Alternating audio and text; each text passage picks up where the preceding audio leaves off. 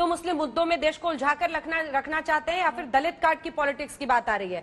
तो ये समझाइए ना कि मायावती जी की मूर्तियां, अंबेडकर जी की मूर्तियां अगर मायावती जी लगवाएं तो दिक्कत नहीं है, लेकिन अगर बीजेपी लग जाए तो परेशानी हो गई है।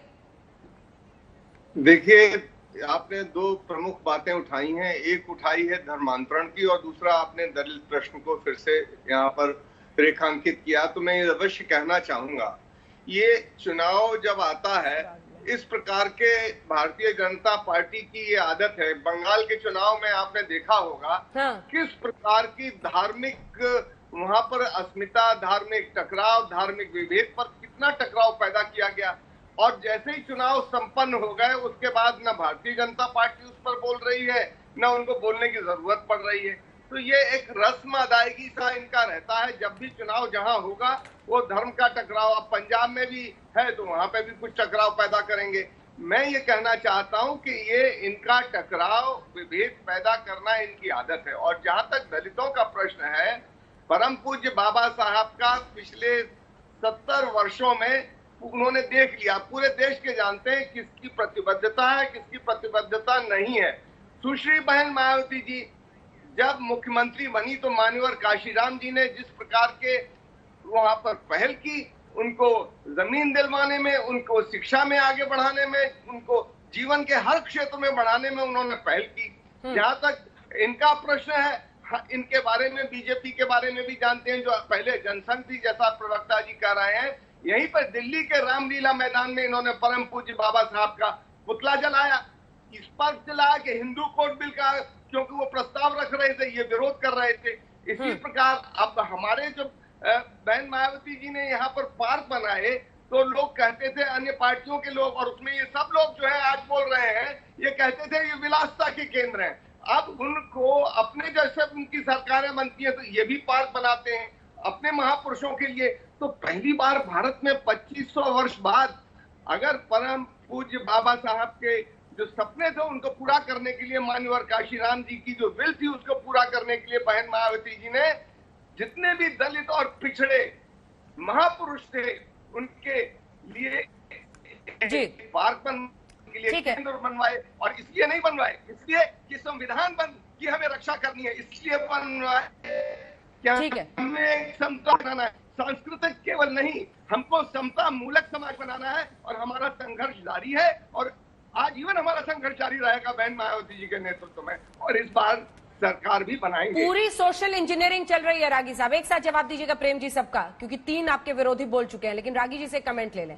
पूरी सोशल इंजीनियरिंग, एक तरफ धर्मांतरण का मुद्दा कश्मीर में हुआ है, लेकिन उसको रवि किशन से उठवाइए जो कि गोरखपुर के सांसद हैं, और दूसरी तरफ दलित कार्ड का आरोप लग रहा है कि अब अंबेडकर की मूर्ति बनाने का चुनाव से पहले अर्थ यह है कि डॉक्टर अंबेडकर की मूर्ति के जरिए दलितों को लुभाया जा सके।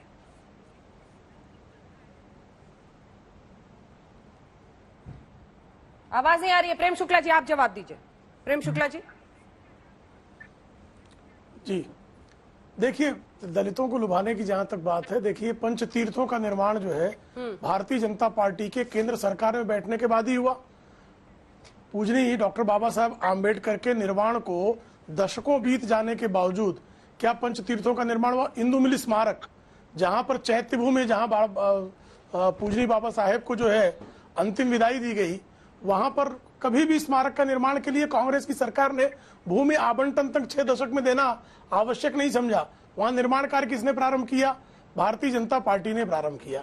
तो भारतीय जनता पार्टी का पूजनीय बाबा साहेब आम्बेडकर के उनके विचारों के प्रति समर्पण निश्चित तौर पर है, और उसके लिए जो है किसी से पूछने की आवश्यकता नहीं है।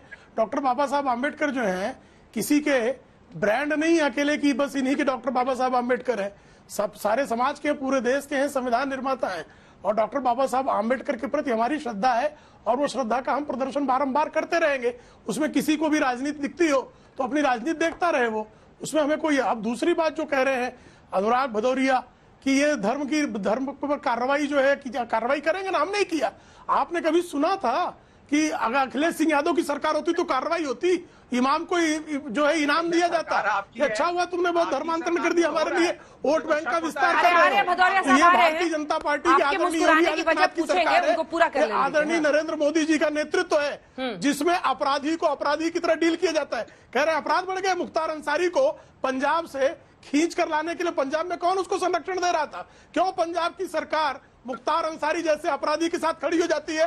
क्यों प्रियंका वाड्रा इस तरह के निर्देश देती है कि एक अपराधी को जो है उत्तर प्रदेश से उठाकर ले जाया जाए और पंजाब में संरक्षण दिया जाए, और पंजाब की आम जनता के तिजोरी से जो धन जमा हुआ है वो धन खर्चा किया जाए। ये इनकी स्थिति है। और अतीक अंसारी कब गए जेल?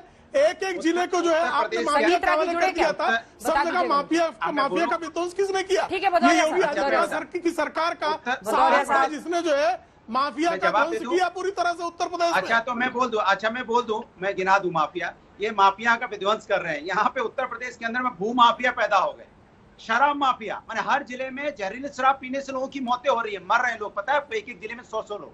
थोड़ा नोट कर लीजिए। महिलाओं पर अत्याचार माफिया पैदा हुए उत्तर प्रदेश के अंदर, महिला अत्याचार में नंबर 1 हो गया। किस माफिया को आपने खत्म कर दिया? यहाँ पे हत्याएं, चोरी, डकैती, लूट मार, बलात्कार सब ज्यादा उत्तर प्रदेश में हो रहे हैं। आपने यहाँ ठोको नहीं हाईकोर्ट का आदेश पढ़ लीजिए, किसी का यहाँ पे किस तरह से आपकी कर पाया। मुलायम सिंह यादव जी की सरकार से लेकर अखिलेश सिंह यादव की सरकार तक गए थे, आपने खाद्यान्न घोटाला आपने किया, आपने दलितों को खाद्यान्न घोटाला याद है कि भूल गए? उनके खाट पे बैठना पसंद नहीं किया, उनको भूल गए जी, उनकी मोछे नोच ले रहे हो। ये आपके मंत्रियों का बिहेवियर था, आपके विधायकों का बिहेवियर था। जिलों में बेच दिया आप बताओ, यहाँ बैठ के जो दलितों का छोड़ा पानी नहीं पिलाना चाहते, उनके खाट पे बैठना नहीं चाहते, उनके घर में इलाहाबाद हाईकोर्ट का फैसला पढ़ लीजिए 2009 का। आप चले गए 5 स्टार होटल में, 5 स्टार होटल से खाना मंगाने के लिए, कमाल की बात कर रहे हो।